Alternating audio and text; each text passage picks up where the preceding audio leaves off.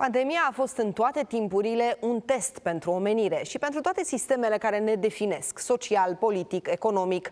Criza coronavirusului nu face excepție. Ne pune la încercare liderii și ne testează răbdarea. Yuval Noah Harari, autorul best-sellerului Sapiens și una dintre mințile luminate ale acestui secol, ne-a acordat un interviu eveniment. Azi vedeți prima parte, cea despre cum va arăta omenirea după pandemie. How do you think exactly that the world will look after this pandemic? The most important thing to realize about this epidemic is that it doesn't have a kind of predetermined course. It gives us choices, and it's our responsibility to choose wisely. Countries can react to this crisis with nationalistic isolation and competition, or they can choose to react in the spirit of global solidarity and cooperation. And this will create two completely different worlds after the crisis is over. Similarly, some countries might choose to deal with the crisis by empowering a dictator or an authoritarian regime.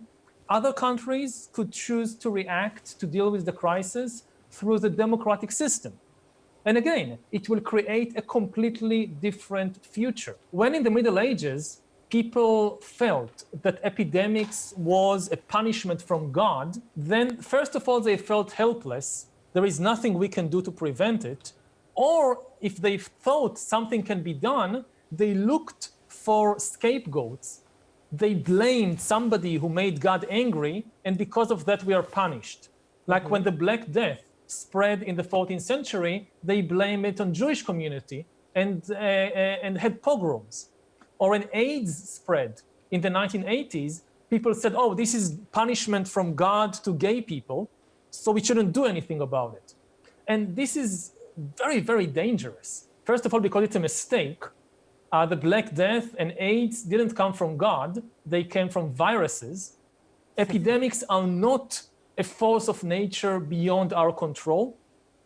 They can be controlled. If we fail to control them, this is a political failure. And we see today that different countries react in different ways. Some countries have managed to contain the epidemic in a very good way. Not just dictatorships, but also many democracies have dealt with this epidemic in an admirable way.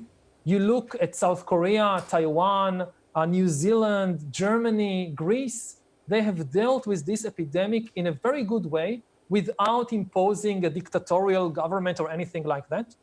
Other governments have reacted quite poorly. Like you see in the United States, the reaction was very unscientific, unprofessional, and now there is this huge disaster in the US.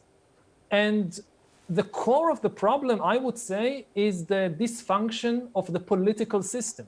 Every country is taking care of its own interests, and that's extremely dangerous because it could lead to a global recession and even to the collapse of poor countries who don't have the economic resources to deal with the emergency. So what I'm afraid of is not the virus, it's the inner demons of humankind, like you said, like egoism, like hatred, like greed. If in this crisis we react with hatred, we blame the epidemic on foreigners, on minorities, and we see it happening in many countries. And if in this crisis we react with greed, corporations just trying to make more money out of this emergency, it will be very difficult to overcome the epidemic and the economic emergency. In 2020, during this pandemic, we noticed that big countries have enough bullets and weapons, but they don't have enough ventilators to save lives. Yeah.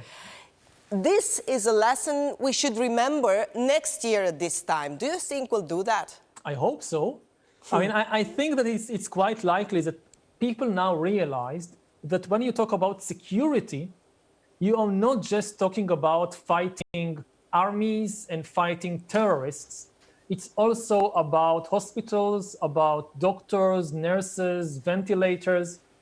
I hear many politicians now saying things like, this is a war, or we are now in war. And this is dangerous talk. This is not a war. This is a healthcare crisis.